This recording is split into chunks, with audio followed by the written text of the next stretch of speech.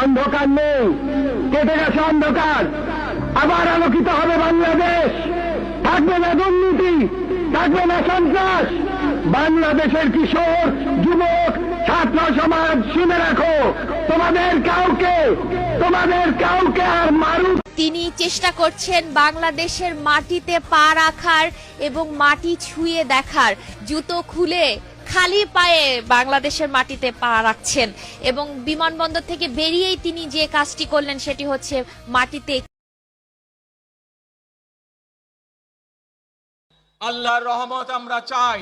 যে সকল জাতীয় নেতৃবৃন্দ এই মঞ্চে আছেন, মঞ্চের বাইরে যে সকল জাতীয় আরো নেতৃবৃন্দ আছেন, আমরা সকলে মিলে এই দেশকে নেতৃত্ব দিয়ে আমাদের বাংলাদেশের জনগণের প্রত্যাশিত সেই বাংলাদেশকে আমরা গড়ে তুলতে চাই। যে কোনো মূল্যে আমাদেরকে এই দেশের শান্তি শৃঙ্খলা রক্ষা করতে হবে। যে কোনো উস্কানির মুখে আমাদেরকে ধীর শান্ত থাকতে হবে।